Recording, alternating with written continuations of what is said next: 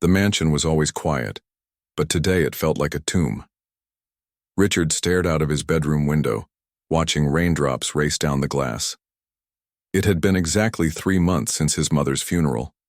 3 months of silence from his father, who buried himself in work at the company headquarters downtown. At 24, Richard should have been out living his life, but instead, he was trapped in grief. His mother had been the heart of their family, the warmth that made their enormous house feel like a home. Without her, the mansion was just a cold collection of rooms filled with expensive things that meant nothing. His phone buzzed for the 5th time that morning. Another message from his college friends, probably inviting him to some party or trip. He hadn't responded to any of them in weeks. What was the point? They couldn't understand what he was going through. Their lives were simple. Their parents were doctors or lawyers, not owners of billion-dollar tech companies. They didn't know what it was like to see their mother's death announced on national news, to have paparazzi trying to snap photos of their grief at the funeral. A gentle knock on the door pulled Richard from his thoughts. "Mr. Richard? I brought your breakfast." The voice was soft, with a slight accent. "Leave it outside, Flora, I'm not hungry," he called back, his voice rough from disuse. There was a pause. "It's almost noon, sir. You haven't eaten since yesterday morning." Richard sighed. Flora had been with them for almost 20 years, originally hired when Richard was just a little boy. She had been his mother's favorite staff member, almost like family. But now her concern just irritated him. He didn't want to be looked after. He didn't want to be reminded of his mother every time he saw Flora's familiar face. "Fine. Come in then," he muttered, not moving from his spot by the window. The door opened and Flora entered with a tray. She was in her 50s now, with streaks of gray in her dark hair and laugh lines around her eyes. Today, those eyes were filled with worry as she set the tray on his desk. "Your father called," she said. "He wants to know if you'll be joining him for dinner tonight at the club." Richard snorted. "Tell him I'm busy." "Busy doing what?" Flora asked, straightening the already immaculate bedspread. "Staring out the window? That's all you do lately." Any other staff member would have been fired for speaking to him like that. But Flora had practically raised him. She had bandaged. His scraped knees helped him with homework, and stayed up with him when nightmares kept him awake. "What do you want me to do, Flora?" Richard asked, anger suddenly rising in his chest. "Go back to my life like nothing happened? Pretend everything's fine?" Flora stopped what she was doing and looked at him directly. "No, Mr. Richard. I want you to live. Your mother would want that too." The mention of his mother made his throat tighten. "You don't know what she'd want." "I knew her for 20 years, Flora said quietly. "I was with her every day, including her last one." Richard turned away, blinking back sudden tears. He hadn't known that. His father had called him from the hospital, saying only that his mother had passed away peacefully after her long illness. By the time Richard had rushed there from his downtown apartment, everything was over. "What did she say?" he asked, his voice barely audible. Flora moved to stand beside him at the window. "She made me promise to look after you and your father. She was worried about you both. Said you were too much alike, keeping everything bottled up inside until it poisons you." Richard felt something crack in his chest, a hairline fracture in the wall he'd built around his grief. His mother had always seen right through him, always known what he was feeling, even when he tried to hide it. "I don't know how to do this, Flora," he admitted. "I don't know how to be here without her." Flora nodded, her own eyes shining with tears. "None of us do, but we're trying day by day." She hesitated, then added, "Your mother kept a journal. She asked me to give it to you when the time was right. I think maybe now is that time." Richard turned to her, surprised. "A journal? She never mentioned it to me?" "She started writing in it when she first got sick 3 years ago," Flora explained. "I think she knew, even then, that she might not have much time left." 3 years. His mother had been sick for 3 years before the diagnosis became official, before the family was told she had only months to live. Richard had been so absorbed in his own life, finishing college, starting his job at his father's company, that he hadn't noticed the signs. The guilt of that realization had been eating him alive these past months. "Where is it?" he asked. "I'll bring it to you," Flora said. She paused at the door. "And Mr. Richard? Please eat something. Even if it's just a few bites." After she left, Richard looked at the tray she'd brought. Toast, scrambled eggs, sliced fruit. Simple foods that required little effort to prepare or eat. Flora knew him too well, knew that anything more elaborate would go untouched. For the first time in days, he felt a small pang of hunger. He was halfway through the toast when Flora returned with a leather-bound book. "Thank you," he said, taking it from her. Their eyes met, and he saw the pain in hers that matched his own. They had both loved his mother, in different ways but just as deeply. "I miss her too," Flora said simply. After she left, Richard sat on his bed, the journal heavy in his hands. His mother's handwriting was on the first page, elegant, familiar strokes that brought tears to his eyes immediately. "My dearest Richard," it began. "If you're reading this, then I'm no longer with you. But there are things I want you to know, things I may not have had the chance to tell you." Richard spent the rest of the day reading his mother's words. She wrote about her life, her regrets, her hopes for him. She wrote about watching him grow up, about her pride in the man he had become, and she wrote about death, not with fear but with acceptance and a strange kind of peace. As darkness fell, outside his window, Richard closed the journal. For the first time since her funeral, he felt something other than numbness and pain. It wasn't happiness, not yet, but it was a sense that maybe, someday he might be okay. He picked up his phone and texted his father. "I'll come to dinner tonight." Then, he showered and changed his clothes. When he went downstairs, Flora was in the kitchen. "I'm going out to meet Dad," he told her. "Thank you for everything." She smiled, and for a moment, Richard could see his mother in that smile. The same kindness, the same strength. "Your mother would be proud," she said. As Richard stepped outside for the first time in weeks, the fresh air filled his lungs. The world hadn't stopped when his mother died, though it felt like it should have. Somehow, impossibly, life was still going on. And maybe, just maybe, he could find a way to go on too. The dinner with his father had been awkward. Two men, both broken in their own ways, trying to navigate a conversation without the woman who had always bridged the gap between them. But it was a start. A week later, Richard found himself in the kitchen at an unusual hour. It was just past midnight, and he couldn't sleep. His mother's journal had opened something in him, a need to understand more about her life, about the parts of her he had never seen. The kitchen lights were on, which surprised him. As he pushed open the door, he found Flora sitting at the small table in the corner, a cup of tea in her hands and papers spread out before her. "Mr. Richard," she said, startled. She quickly gathered the papers. "I'm sorry, I didn't think anyone would be up." "It's okay," he said, waving away her concern. "What are you working on so late?" Flora hesitated, then sighed. "Bills. My son needs an operation, and the insurance won't cover all of it."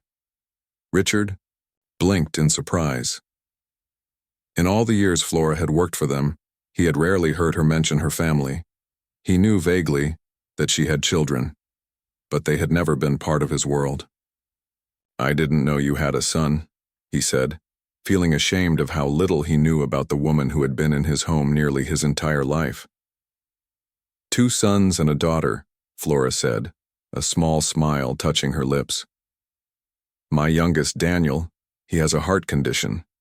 He needs surgery." Richard sat down across from her, genuinely interested. "How old is he?" 16. Smart boy. Loves computers. Pride shone in her eyes. "Reminds me of you at that age, always taking things apart to see how they work." The comparison surprised Richard. He had never thought he might have anything in common with Flora's children. "What kind of operation does he need?" Flora explained the medical details, her voice steady, but her hands betraying her worry as they fidgeted with her teacup. The operation was expensive, even with insurance, and it needed to happen soon. Richard thought about the money sitting untouched in his accounts, his trust fund, his salary from a job he barely showed up to anymore, the investments his father's financial advisors managed for him. He had more money than he could spend in a lifetime, all without ever having to work for it. "Let me help," he said suddenly. "With the operation?" Flora's eyes widened. "Mr. Richard, I couldn't accept—" "Please," he interrupted. "You've done so much for my family. Let me do this." She looked at him for a long moment, pride warring with practicality in her expression. Finally, she nodded. "Thank you," she said, her voice thick with emotion. "Daniel will have a chance now." The next day, Richard made the arrangements. It felt good to do something useful, something that mattered. For months, he had been drowning in his own pain, unable to see beyond it. But now, thinking about Flora's son getting the operation he needed, Richard felt a spark of something he hadn't experienced in a long time. Purpose. A few days later, as he was leaving for a rare appearance at the office, he found Flora waiting by the front door. "Mr. Richard, my family would like to thank you in person. Would you come to dinner at our home this Sunday?" The invitation caught him off guard. In 20 years, he had never been to Flora's house, had never met her family. Their worlds had been carefully separated by invisible but powerful lines of class and privilege. His hesitation must have shown on his face because Flora added quickly, "It won't be fancy, but my daughter Lisa is a wonderful cook." "I'd be honored," Richard said, surprising himself with how much he meant it. Sunday arrived, and Richard found himself driving to a part of the city he had never visited before. Flora's house was small but well kept, with flower boxes in the windows and children's bicycles leaning against the porch. Inside, he was introduced to Flora's husband, Roberto, a carpenter with calloused hands and a warm smile. Her daughter Lisa was in her 20s, studying nursing while working part-time. Her older son, Miguel, was in college on a scholarship. And then there was Daniel, the youngest, thin and pale but with bright, curious eyes that lit up when Richard mentioned he worked in tech. "Do you code?" Daniel asked eagerly. "A little," Richard admitted. "Though I'm better at the business side of things." "I'm learning Python," Daniel said. "I want to make apps someday." Dinner was simple but delicious. Homemade enchiladas, rice, beans, and fresh salsa. The conversation flowed more easily than it ever did at the formal dinners his father hosted. There was laughter, teasing, and genuine interest in each other's lives. No one treated Richard differently because of his wealth or family name. Here he was just the man who was helping Daniel get his operation. As they ate dessert, a flan that Lisa had made, Roberto raised his glass in a toast. "To Richard," he said. "Thank you for your generosity. You have given our family hope." Richard felt his face grow warm with embarrassment. "It's nothing, really," he said. "Flora has been part of our family for so long." "Not family," Flora corrected gently. "Staff. There's a difference." The words stung, though Richard knew they were true. Despite her years of service, despite how much his mother had valued her, Flora had always been an employee. There had always been a line neither of them crossed. After dinner, while the others cleared the table, Daniel showed Richard his computer setup, a second-hand laptop with stickers, covering its scratched surface. "It's not much," Daniel said apologetically, "but it works for coding." Richard thought about the 3 high-end computers in his own home, one of which he hadn't even taken out of the box yet. "I have some equipment you might be able to use," Richard offered. "If you're interested." Daniel's face lit up, but then he frowned. "My mom wouldn't want me to take more from you." "It would just be gathering dust otherwise," Richard assured him. "And maybe you could show me what you're working on sometime. I've been thinking about getting back into coding myself." It wasn't entirely true. Richard hadn't coded since college, right? But as he said it, he realized he missed the challenge, the satisfaction of creating something from nothing. Later, as Richard was leaving, Flora walked him to his car. "Thank you for coming," she said. "It meant a lot to my family." "Thank you for inviting me," Richard replied. "I had a great time." He paused, then added, "Your family is amazing, Flora. You should be very proud." "I am," she said simply. "They are my everything." Driving home to his empty mansion, Richard thought about the warmth in that small house, the love that filled every corner. His own home, for all its grandeur, felt hollow in comparison. His phone rang, and he was surprised to see his father's name on the screen. "Richard," his father said when he answered. "Where have you been? I've been calling the house all day." "I had dinner with Flora and her family," Richard replied. There was a pause. "Flora, our housekeeper?" "Yes," Richard said, a note of defensiveness creeping into his voice. "Her son is having heart surgery. I'm helping with the costs." Another longer pause. "That's very generous of you." "It's the right thing to do," Richard said. "Mom would have done the same." His father was quiet for a moment. "Yes," he finally said, his voice softer. "She would have." For the first time in months, Richard felt like he and his father might understand each other after all. That night, Richard opened his mother's journal again and found a passage he hadn't fully appreciated before. "True wealth isn't measured in money or possessions, but in the lives we touch and the love we share. I hope you discover this for yourself, my darling boy. It's the most valuable lesson I can leave you." As he closed the journal, Richard made a decision. Tomorrow, he would go back to work properly, not just showing up, but really engaging. And he would find a way to use his position, his privilege, to make a difference. His mother's legacy didn't have to end with her death. Through him, through the lessons she had taught him and the values she had instilled, she could live on. For the first time since losing her, Richard felt like he might have found his way forward. Daniel's surgery was scheduled for the following month. In the weeks leading up to it, Richard found himself drawn more and more to Flora's family. He dropped by with the promised computer equipment for Daniel, spent an evening helping Miguel with a business plan for one of his college assignments, and even went grocery shopping with Lisa when she mentioned how expensive healthy food was in their neighborhood. His father noticed the change in him. "You seem better," he commented one evening when they met for their now weekly dinner. "I am," Richard admitted. "Helping Flora's family has helped me too." His father nodded slowly. "Your mother always said that helping others was the best cure for your own troubles." It was the first time his father had mentioned his mother so casually, without his voice breaking or his eyes growing distant. Progress, Richard thought. For both of them.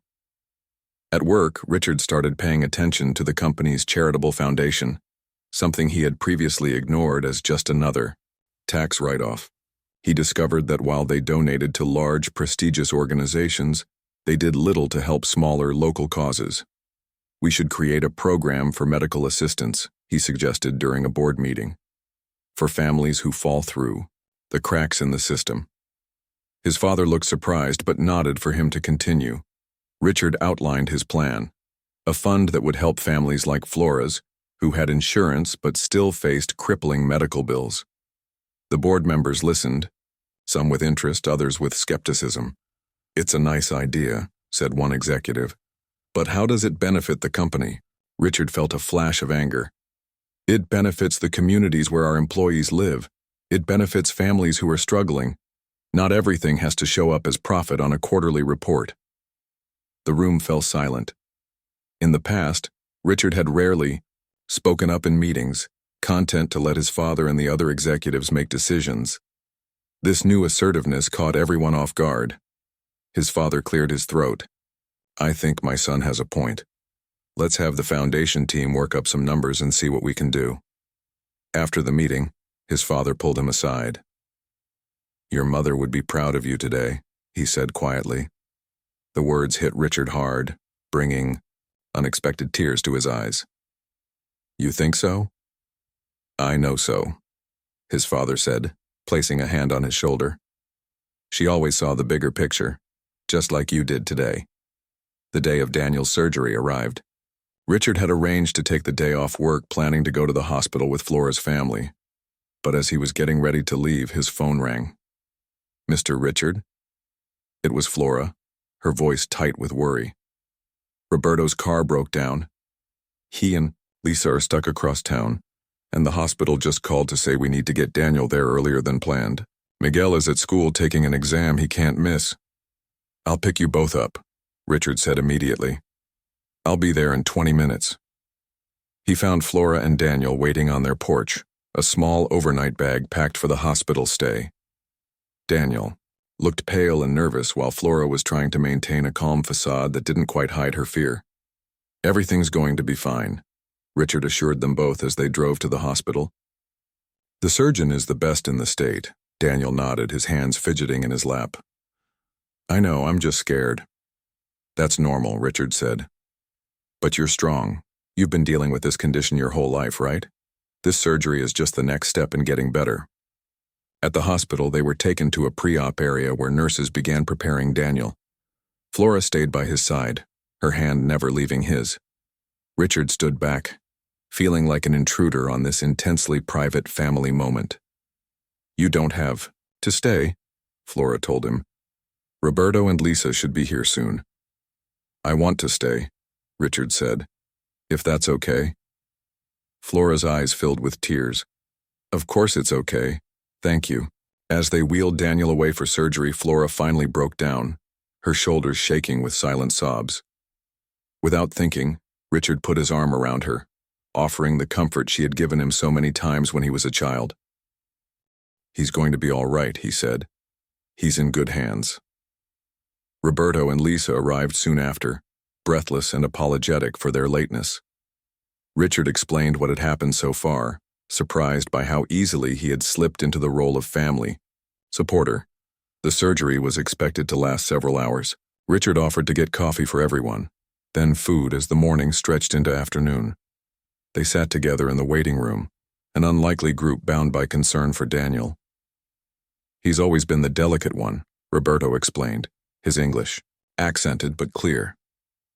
Born with this heart problem. The doctor said he might not live past 5, but he proved them wrong. He's a fighter. Like his mother, Richard said with a smile at Flora. She returned the smile weakly. I've never fought for anything as hard as I fought for my children.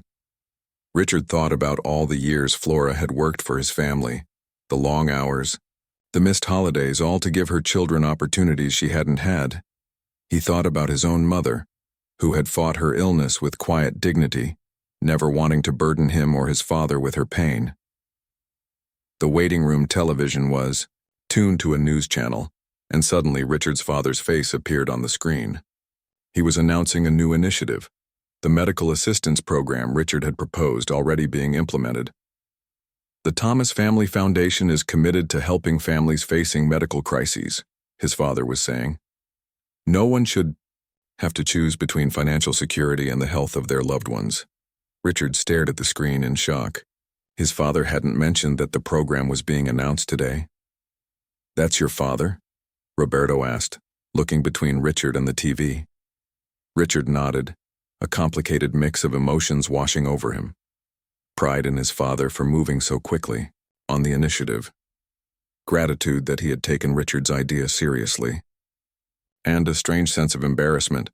Here he was, sitting with a family struggling to pay medical bills, while his father announced a program that made their situation sound like a noble cause rather than a devastating reality. He's a good man, Flora said, surprising Richard. He's just been lost since your mother died, like you were. Before Richard could respond, a doctor appeared at the waiting room door. Family of Daniel Morales? They all stood up, including Richard.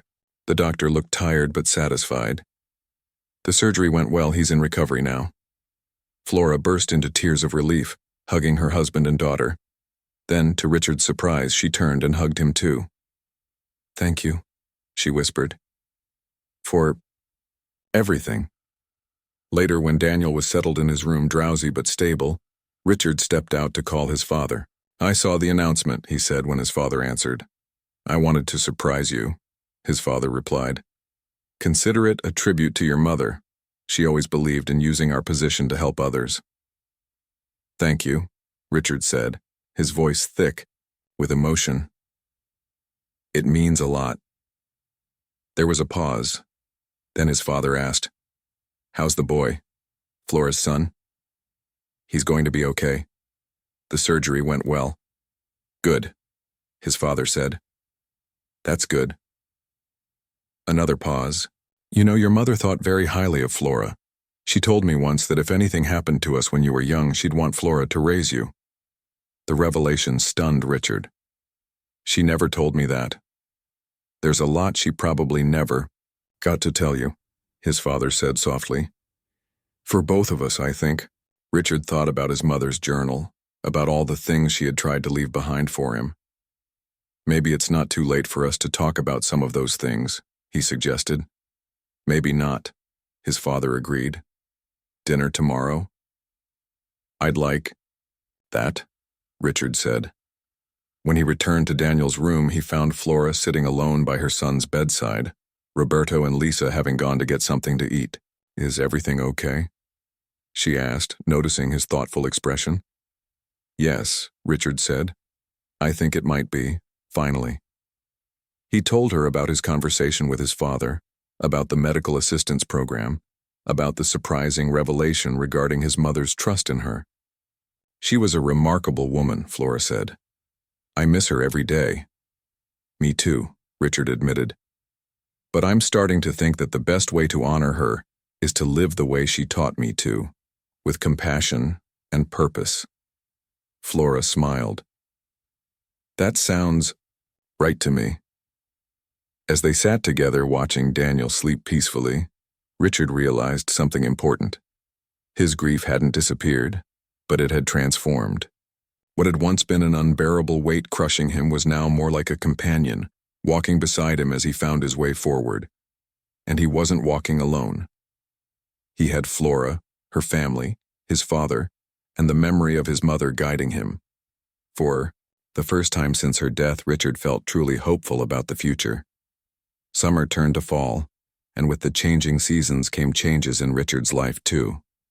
Daniel recovered from his surgery and was growing stronger every day. Richard had become a regular visitor at Flora's home, often joining them for Sunday dinners or helping Daniel with his coding projects. At work, the medical assistance program was flourishing.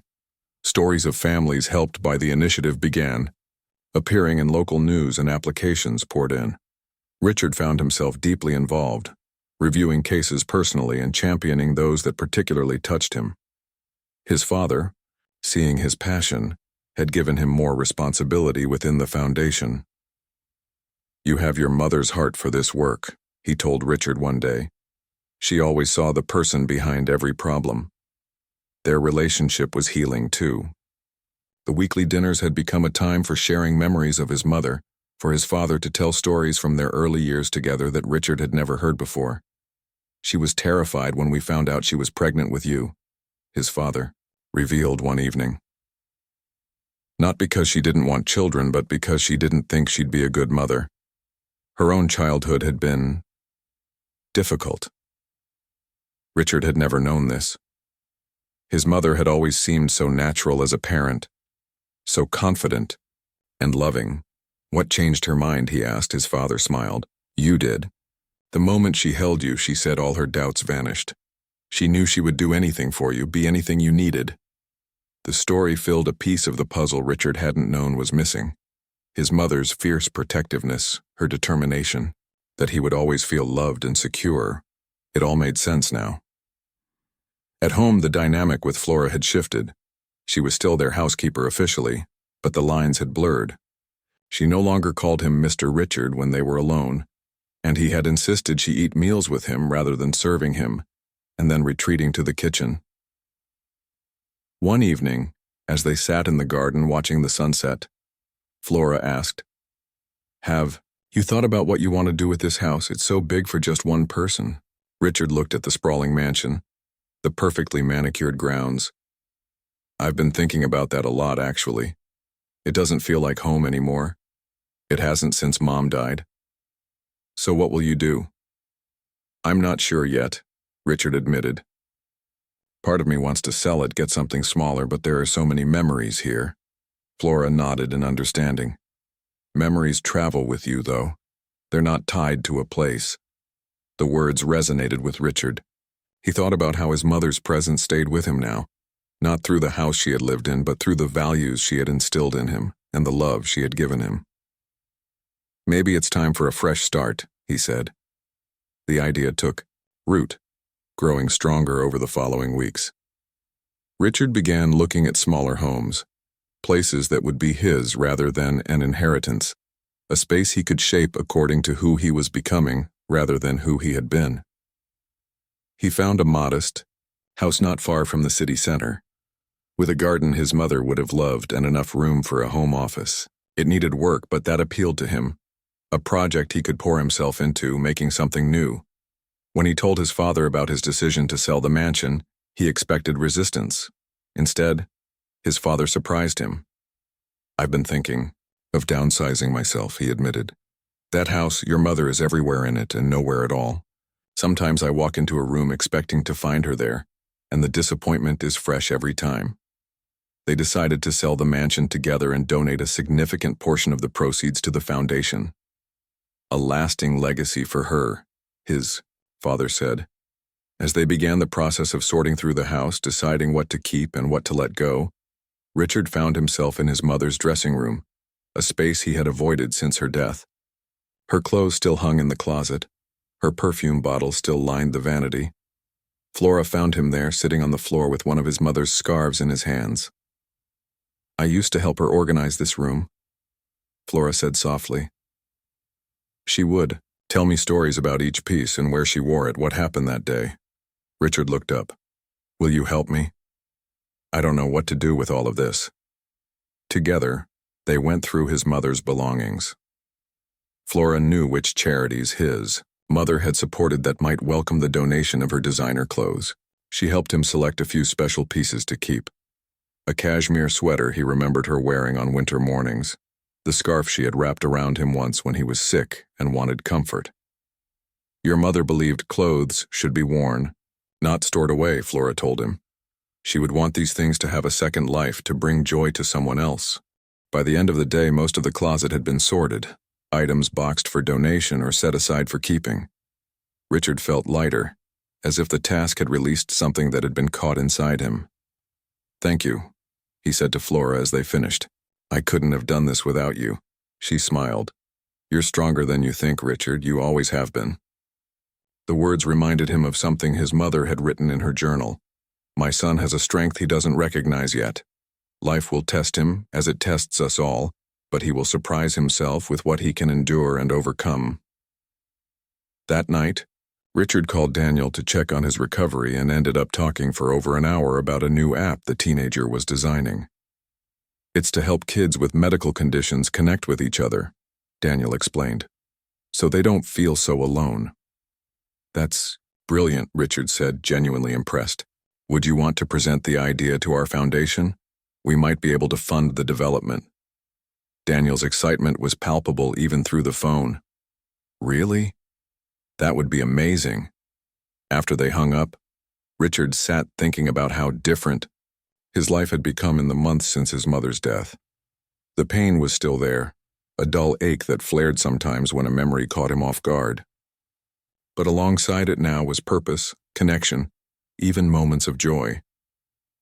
The next day, he met with his father to discuss the foundation's next steps. They were in his father's office downtown, surrounded by the trappings of the business empire their family had built. "I've been thinking," Richard said, "what if we expanded the foundation's focus beyond medical assistance? What if we looked at education too?" His father raised an eyebrow. "What did you have in mind?" "Scholarships for kids like Miguel and Daniel. Support for students who have the talent but not the resources. And maybe a mentorship program, connecting them with people in fields they're interested in." His father leaned back in his chair, studying him. "You've really found your calling with this foundation work, haven't you?" Richard nodded. "It feels right. Like this is what I'm supposed to be doing." "Your mother would be so proud," his father said. "She always believed wealth came with responsibility." "I know," Richard said. "I'm starting to understand what she meant." Later that week, as Richard was packing up some of his belongings to move to his new house, he came across an old photo album.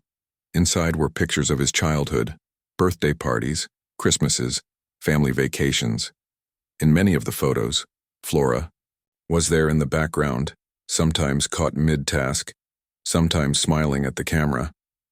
Richard realized with a jolt that she had been present for nearly all the important moments of his life. She had witnessed his growth from a child to a man, had known his mother in ways perhaps no one else had been a constant when everything else changed. When Flora came in with some empty boxes for his packing, he showed her the album. "Look at how young we both were," she said, laughing at a picture of herself helping a 7-year-old Richard build a snowman. "You've been with us for so long," Richard said. "Why did you stay all these years?" Flora considered the question. "At first, it was just a job, a good job with a kind employer, but then it became more. Your mother treated me with respect like a person, not just someone who cleaned her house, and you?" She smiled at him. "You were this bright, curious child who followed me around asking questions. How could I leave?" Richard felt a rush of gratitude for this woman who had given so much of her life to his family. "I don't think I ever thanked you properly," he said. "For everything." "You don't need to thank me," Flora replied. "Seeing the man you've become is thanks enough." That night, as Richard lay in bed in what would be one of his last nights in the mansion, he thought about the journey he had been on since his mother's death, the grief that had threatened to drown him, the isolation he had imposed on himself, the unexpected connection with Flora and her family that had pulled him back into life. He reached for his mother's journal, turning to the last entry she had written just days before her death. "My dearest Richard, I don't know if you'll ever read these words, but I hope they find you when you need them most. Remember that even in the darkest times, there is light to be found if you open yourself to it. Love doesn't end with death. It transforms, it continues, it finds new ways to express itself. Look for it in unexpected places. You are so loved, my son. Always and forever." For the first time, Richard could read those words without tears. Instead, he felt a sense of peace, of rightness. His mother had known what he would need even before he did. She had left him not just her words, but people who would help him find his way back to life. Tomorrow, he would continue packing for his move. Next week, he would present the education initiative to the foundation board. Soon, Daniel would show his app idea to their development team. Life was moving forward, and finally, Richard was ready to move with it. 1 year after his mother's death, Richard stood in the garden of his new home, watching guests arrive for the memorial gathering he had organized. It wasn't a somber occasion, but a celebration of his mother's life and the foundation that now bore her name. The Thomas family. Foundation had grown beyond what either Richard or his father had initially envisioned. The medical assistance program had helped dozens of families. The education initiative was providing scholarships and mentorship to promising students from underserved communities. And Daniel's app, now in its beta testing phase, was connecting young people with chronic illnesses across the country. Richard's new house was nothing like the mansion he had grown up in. It was modern but warm, with an open floor plan and large windows that let in natural light. The garden, once just a blank canvas of grass, now bloomed with the flowers his mother had loved: roses, lilies, and forget-me-nots. Flora arrived, early to help with the preparations, though Richard had insisted she was a guest, not staff. Her whole family came with her: Roberto, Lisa, Miguel, and Daniel, now looking healthy and confident after his successful recovery. "The garden looks beautiful," Flora told him as they set up tables on the patio. "Your mother would have loved it." "I tried to remember all her favorites," Richard said, "though I'm sure I've forgotten some." "You got the important ones," Flora assured him. "And you've planted them with love. That's what matters." More guests began arriving, colleagues from the foundation, friends of his mother's, even some of the families they had helped over the past year. Richard's father came, looking more relaxed than he had in years, with a woman Richard had recently met, a doctor who had worked with his mother during her illness. "I hope you don't mind that I brought Caroline," his father said, a hint of nervousness in his voice. "Of course not," Richard said sincerely. "Mom would want you to be happy." And it was true. In her journal, his mother had written about her hopes for his father after she was gone, her wish that he would find companionship and not lose himself in grief or work. As the garden filled with people, Richard found himself drawn into conversations about his mother, stories he had never heard, sides of her he had never seen. A former colleague spoke about her fierce advocacy for employee benefits. A childhood friend recalled her mischievous sense of humor. Each story added another dimension to his understanding of her, making her presence feel almost tangible in the garden she would have loved. Daniel approached Richard, tablet in hand. "I wanted to show you the latest update to the app," he said eagerly. "We've added a feature where users can find clinical trials they might qualify for." Richard examined the screen, impressed by the clean design and intuitive interface.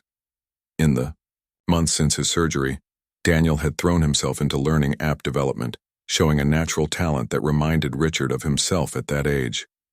"This is excellent work," Richard told him. "How are the user numbers looking?"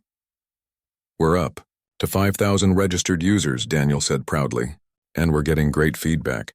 People say it's helping them feel less alone." Richard thought about how his own isolation after his mother's death had nearly consumed him. How different might those dark months have been if he had connected with others who understood his pain? "You're making a real difference," he told Daniel. "Never doubt that." Across the garden, Richard spotted Flora deep in conversation with his father. They were laughing about something, years of employer-employee formality giving way to the shared bond of having loved the same remarkable woman. Lisa approached Richard, a plate of food in hand. She was in her final year of nursing school now, supported by one of the foundation's scholarships. "This is a beautiful tribute to your mother," she said. "Creating something lasting that helps others. I think that's the best way to honor someone's memory." Richard nodded. "It's taken me a while to understand that. For a long time I thought grief was about holding on to pain, as if letting it go meant forgetting her. But now I see it's about transforming that pain into something meaningful." As the afternoon progressed, Richard found a quiet moment to slip away to a bench beneath an apple tree at the far end of the garden. He had brought his mother's journal with him, though he rarely needed to read it now. Its messages had become part of him, integrated into his understanding of himself and his place in the world. He was surprised when his father joined him, sitting down on the bench with a sigh. "Needed a moment?" Richard asked. His father nodded. "It's good to remember her like this, with joy rather than sadness. But it's still a lot." "I know," Richard said softly. They sat in comfortable silence for a moment. Then his father spoke again. "I've been thinking about what's next. For me, for the company." Richard turned to look at him. "What do you mean?" "I'm considering stepping back, not retiring completely, but taking a less active role. The company is in good hands with the current management team." He paused. "And the foundation has you." The idea of his father stepping back from the business he had built was unexpected. "Are you sure? The company has been your life." His father shook his head.